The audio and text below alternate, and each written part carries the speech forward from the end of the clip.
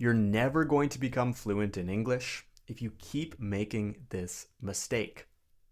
You need to stop translating in your head from your own language into English. You need to start thinking directly in English. And that's why in today's video, I want to talk to you about why this happens, why it's a bad thing to translate from your own language into English, and how you can start thinking directly in English. Now, before we start, let's talk about why this is actually a problem. Why shouldn't you translate from your own language into English? Now, think about this. If you're like most students, you have translated, you have done this before. You want to say something, you have an idea, you translate that idea into English, you look for the correct grammar, you look for the correct vocabulary, maybe even pronunciation, and then finally, you say it. You say it out loud in English. And what happens is it slows you down. It's unnecessary. You're creating this unnecessary step. And we don't want that because you should be able to speak just like that, right? Without having to actually think about the mechanical side of the language. You want to get rid of that extra step because it's not natural. It's not a natural way of speaking. You don't do this in your native language. You don't even think about language when you're speaking your native language. So why should it be any different in English? And obviously there is the problem of, well, grammar in certain languages is completely different from grammar in English. Some words in other languages don't have a translation in English. So yes, it's obviously going to slow you down if you translate, but in some cases, it might not even be possible to translate from your own language into English. It might be totally incorrect. So forget translation. Forget that. You need to think directly in English without worrying about the mechanics of the language. Now, I want to talk to you about how you can actually do this. How do you think directly in English? How do you make speaking English something natural, something comfortable, something that you don't need to think about? Well, in English, we have an expression. Fake it till you make it. Fake it till you make it. It means you pretend to do something until eventually, after you do it a lot, you got it. You've made it. You've succeeded. Okay? Fake it till you make it, we say. And what I want you to do is fake being a native speaker. Fake being a native English speaker. Now, the reason why your native language is so natural to you is because your whole world, when you grew up, was in that language. Your whole environment was in your native language.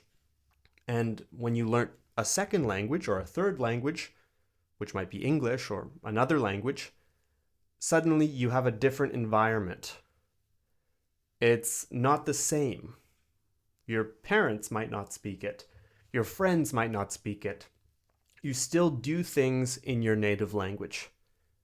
And when I say fake it till you make it, I mean pretend you're a native English speaker and live your life like a native English speaker would. Surround yourself with the English language. Think about what a native English speaker would do in the morning when he or she wakes up. They'd turn on their phone. Their phone would be in English. Put your phone in English. They would go get ready for the day. Maybe they would watch YouTube as they brush their teeth in English. Maybe they would turn on the radio as they prepared breakfast. The radio would be in English. Everything in their life would be in English because that's their native language. And since they're exposed to the language, since they're surrounded by the language, it's natural to them. They don't need to think about it. They just speak. And that's the key. That is the key to becoming fluent in a language. Surrounding yourself with the language, making the language part of you, part of your life.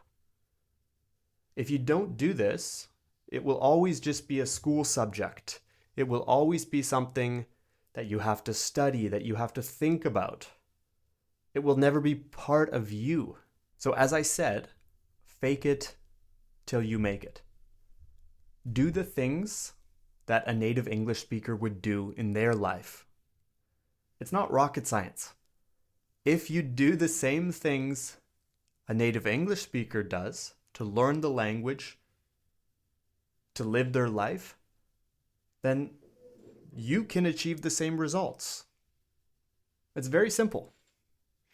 And I think a lot of students forget this. They're too focused on the textbook. They're too focused on conjugation tables. They're too focused on all these academic things.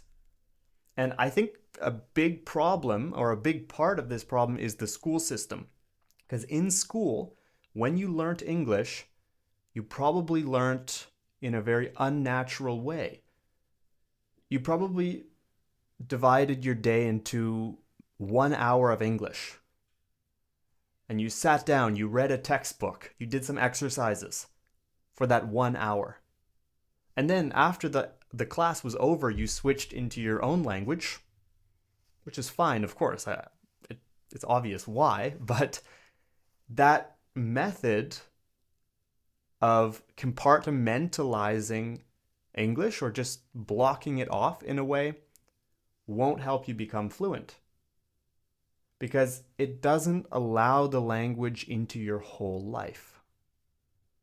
If you're serious about becoming fluent, you should allow the English language to consume you, to be part of everything in your life, as much as possible. Obviously, some things you can only do in your native language. But the point here is that you need to pretend you're a native speaker. Let's say you like to cook. A student came to me recently and she loved cooking. She loved reading recipes. And I asked her, okay, what language do you read those recipes in? And she read them in her native language. So that's a simple change. I told her, read them in English. You're cooking, you're doing something you love, and you're also improving your English at the same time. We say you're killing 2 birds with 1 stone. Maybe not a very nice idiom, but we say that in English. You're killing 2 birds with 1 stone. You're doing 2 things at the same time, and you're getting double the benefit for less the time. So it's not about creating extra time. It's not about trying to find extra hours in the day. It's about using the time you have in the 24-hour day and replacing some things. Replacing things that you're already doing in your native language with things in English. Maybe you're on the bus. Maybe you're commuting to school or to work, and you like to scroll through the news in your native language. Well, that's another great fix you can make. You can make that change. You can now start to read the news in English. Or maybe you like to listen to podcasts. You can listen to the podcasts in English. Maybe you like to create a to-do list before bed every night. You can create this list in English. Maybe you have a calendar. You write things in your calendar. You can do this in English. Once you've allowed English into your life, and of course you need to speak too. It's great to surround yourself with the language, but you also need to speak. If you don't have anybody to speak to, you can speak with yourself, but there are so many resources online. You can find people to speak to on various platforms. One of those, by the way, is the English at the Ready Club. If you are interested in learning more about the club, click the link in the description below. It's an amazing opportunity to meet people, to practice speaking, to have live classes, and to study English every week. But as I was saying, the key is speaking and surrounding yourself with the language. Now, eventually, when you make this a habit, don't do it for a week, don't do it for 2 weeks. You need to do it for a month, 2, 3, or 4 months to actually see a difference. But if you do this, if you allow English into your life, speaking is going to feel so much more natural.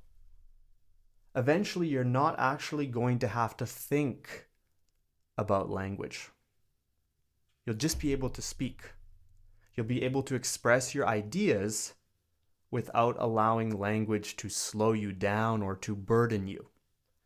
And when we talk about fluency, that's the key to fluency. Fluency doesn't mean being perfect. It doesn't mean being able to conjugate verbs in all 12 tenses on the back of your hand 50 times. Because honestly, most native speakers probably couldn't do that either. Fluency in a language, whether that's English or your native language, just means that you can express your ideas, you can communicate your thoughts without allowing language to slow you down or to burden you or to be a problem for you. I'll give you an analogy. Think about when you're sick. Think about when you have a bad cold and your nose is really, really stuffed. You can't breathe through your nose. All you can think of in that moment is, I can't breathe. My nose is so stuffed. But then think of the remaining time in your life, 99% of the time, when you can breathe just fine. You're not actually thinking about your nose. It just happens. So when you're allowing yourself to translate from your own language into English, it's like you have a stuffed nose, because that's all you can think of now. But if you clear your nose and you think directly in English, you won't even think about the language. Everything will just flow. It will be in the background, operating, while your ideas, while your thoughts that you're communicating are in the front. And that's what fluency is. That's all it is.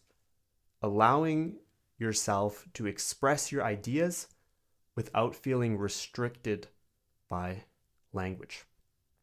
So what I want you to do now, if you've made it this far into the video, I want you to create a plan. Sit down, take 10 minutes, 15 minutes, come up with a list of things in your life. Maybe that's reading recipes, maybe that's creating a to-do list, a calendar, your phone, your computer, anything. But create a list of things in your life that you can change into English. Because remember, fake it till you make it. Pretend you're a native speaker. Do that for a while, and I'm very confident you will be surprised at how much progress you can make and how confident you can feel with the English language. I hope you found this video useful. If you want to support the channel, make sure to leave a like. Let me know in the comments what you are going to do to make English a part of your life. Let me know. I'm curious to read your list of things that you created. Don't forget to subscribe to English at the Ready here on YouTube so you don't miss any future lessons and videos on English. If you want to learn more about how I can help you improve your English this year, then click the link in the description below to learn more. I hope you have a great day, and I'll see you in the next class. Bye for now.